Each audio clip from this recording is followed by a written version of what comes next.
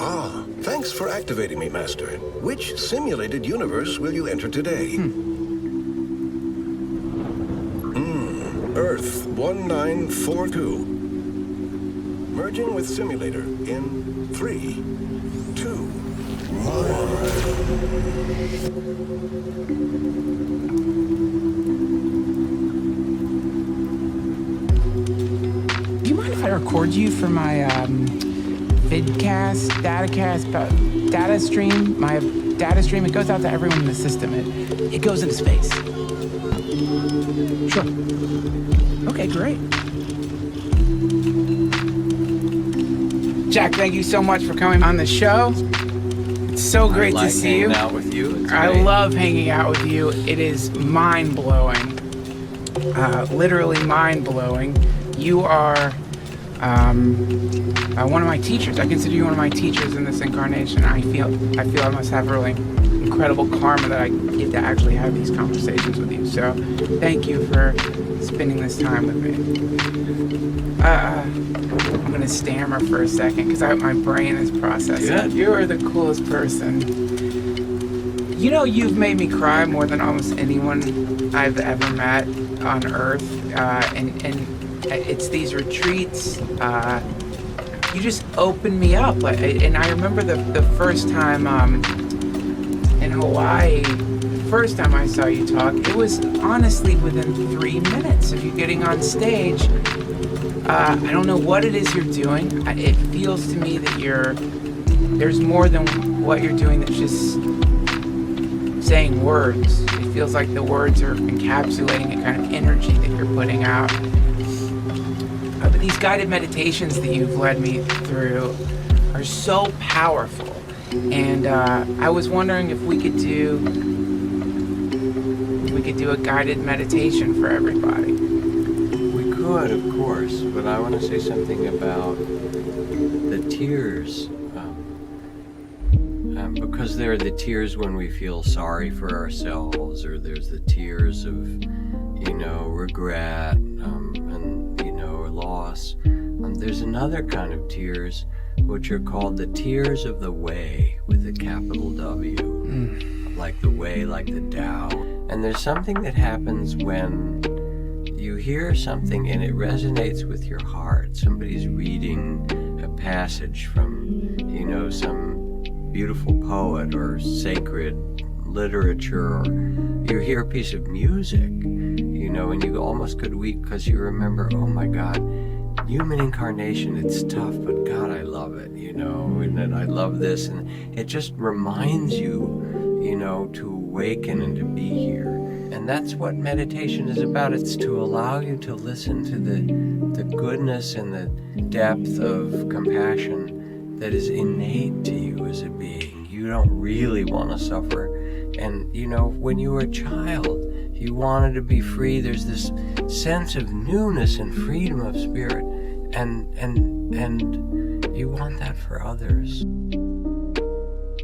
You have a tender and wise heart, and this is your truth. It was born into you, your spirit. And so when you take a moment to quiet and say, what's my best intention? Wait, you'll be surprised at how often a beautiful answer will come.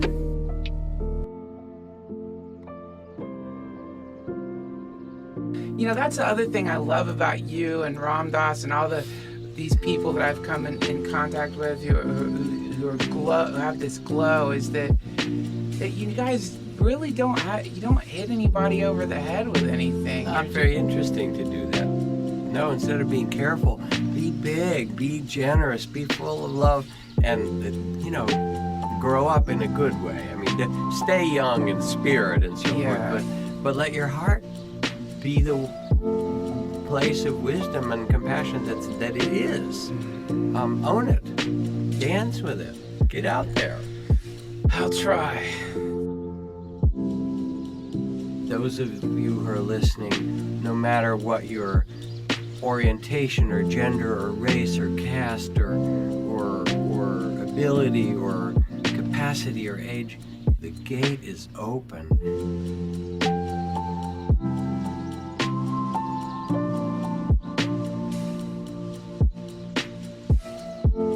remember the spirit that you carry that was born in this life.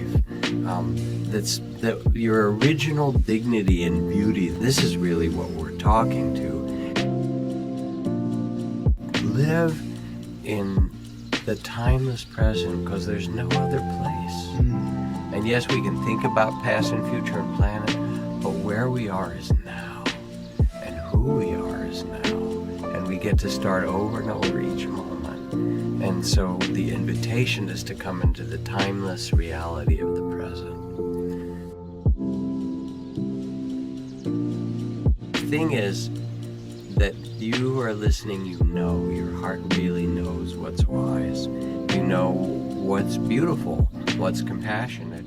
We forget it. We get lost, we get triggered, we get terrified, we get frightened, all those things which are also part of being human. But deep down inside is the one who knows.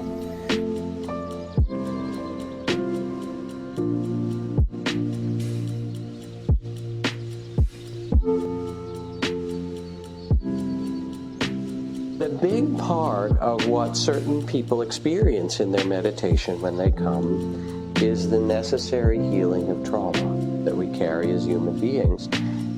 And part of the work of dealing with trauma is to know that you can take presence and mindfulness, we'll call it loving awareness or loving attention, and compassion, and put it around the trauma and the sorrow that people carry. Because as human beings, we are all vulnerable. Raise your hand if you're not.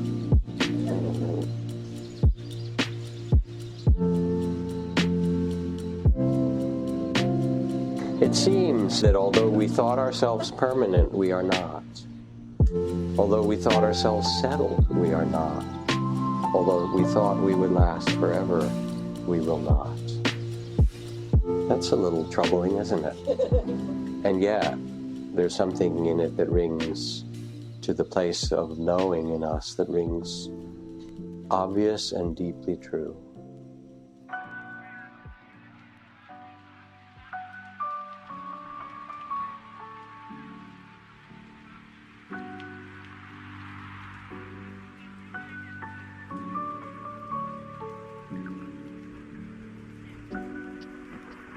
So what trauma is about, in a certain way, is the fact that we are vulnerable. I mean, we're like clams. We can open up and things can come in. We can close up too, but you can't live life as a clam closed up all the time. As a human being, you have to let yourself be vulnerable in some way or other. You are. And then there comes the death of someone you love, or grief, or a loss of that kind, or suicide, or the end of a marriage. Or there comes illness, or an accident, or surgery, or there comes violence in your life. So when you come and you sit to quiet the mind and open the heart, part of what you will encounter, at certain periods anyway, is the need for attending to the trauma that you carry.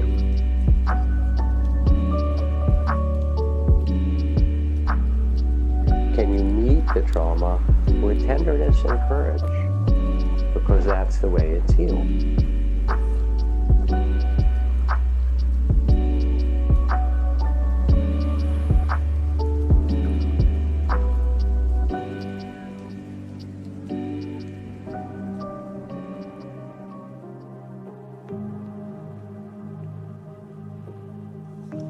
So let's go a little further.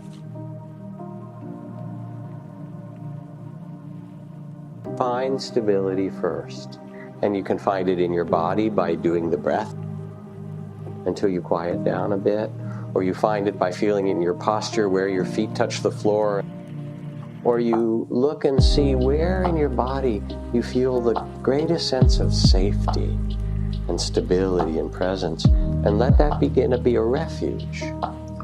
Or if you can't find it in your body, then you might be invited by the teacher or the person working for you to say, well, reflect back in your life on a time you felt really safe, even a moment, or a circumstance where you feel held and nurtured. And When I was with this person, you know, with my grandmother or grandfather or something, and some image will come, and you'll know what it feels like to be safe, which we all have. You find that stability, and then from that, little by little, you approach the trauma in the body by telling a little of the story or letting a little of the image up and experiencing it with the cloak of mindfulness and compassion. And then, okay, that's enough. Then you go back to your breath or to sitting on the earth or the image of well-being of your grandfather. And you do it a little at a time, and gradually you unwind what's held in the body.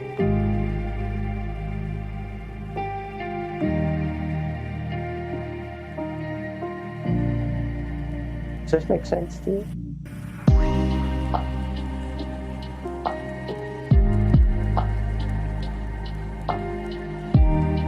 If you don't have some steadiness, you get washed away by the trauma and get re-triggered or re-traumatized.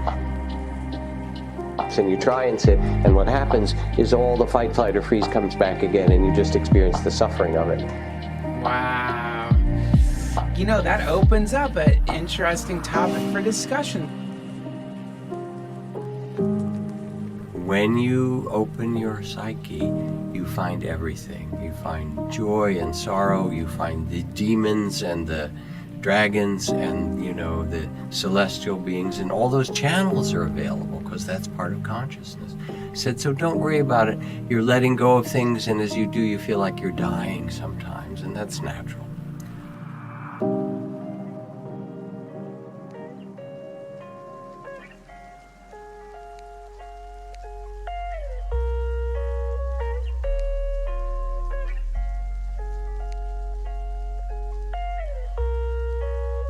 The point isn't to get rid of emotion, but to understand it.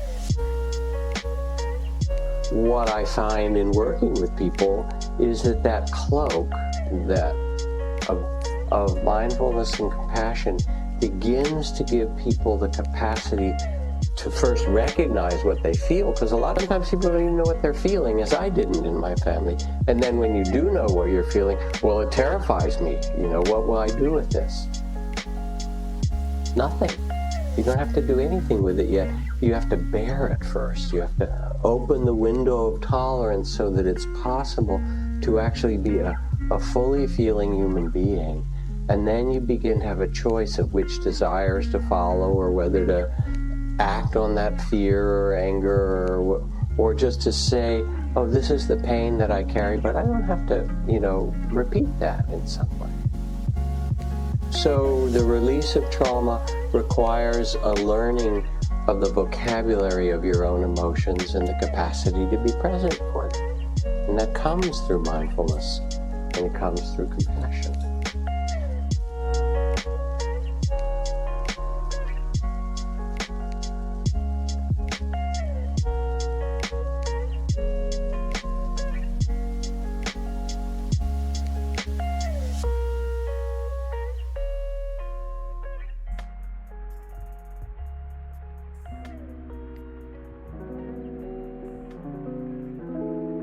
I have a long story that I won't tell all tonight, but in being part of these retreats, at times people will stand up when we talk in our circles and say, I can't tell you what I saw. You know, the horrors, the things that you can't tell people because they don't know how to hold it. So you have to carry it like something that burns in your soul. And then they go on and they say, I can't tell you what I did. And that's the place where the real trauma lies, where there is shame and guilt and confusion and grief, you know, and these kids are 17, 18, 19 years old. I can't tell you what I saw, and I can't tell you what I did.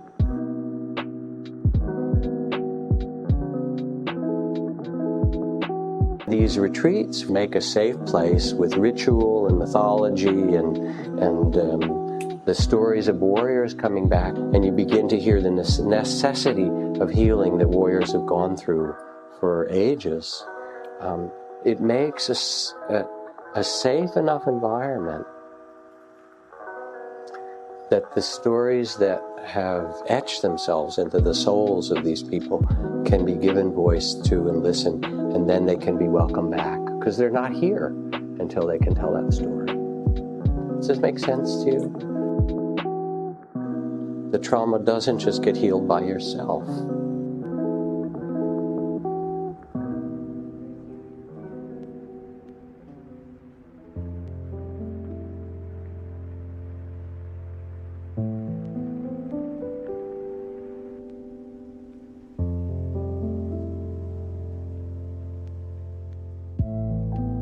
Live in joy and love even among those who hate.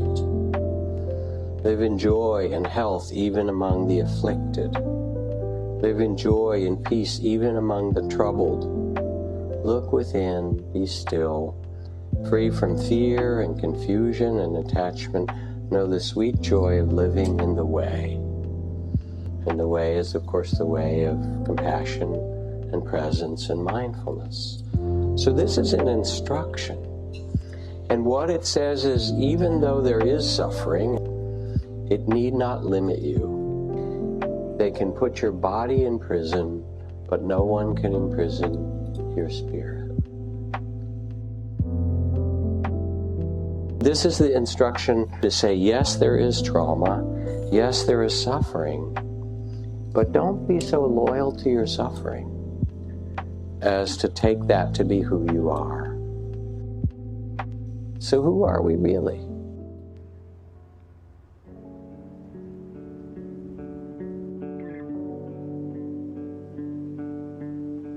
You are not simply a kind of epiphenomena of nervous firing in your, neural pathways. Consciousness is actually the source of life. So yes, you do your healing, and you have to do it, and you have to understand, because we're vulnerable, how to deal with trauma and release it and get help and so forth. But it doesn't limit you. You are free.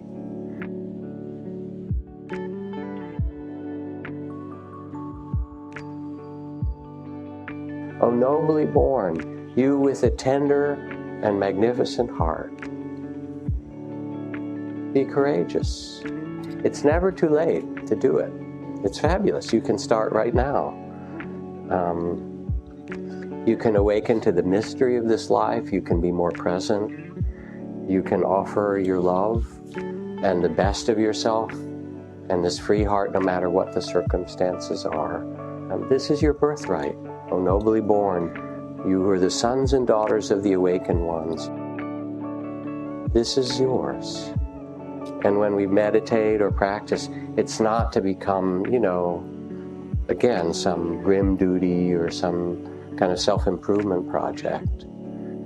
It's really to return to this fundamental freedom and dignity and beauty that is your spirit.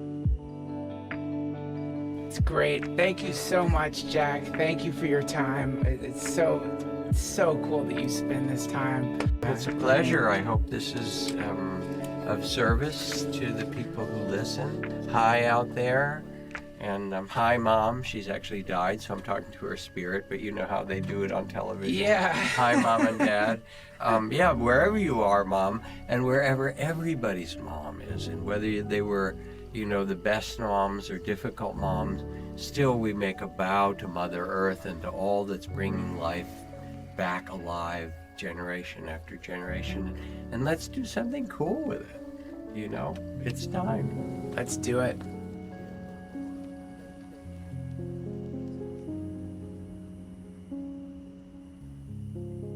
Thank you so much, oh great denizens of the multiverse, for listening to Midnight Gospel. And to my one subscriber, Hernog Jensen, I live for you.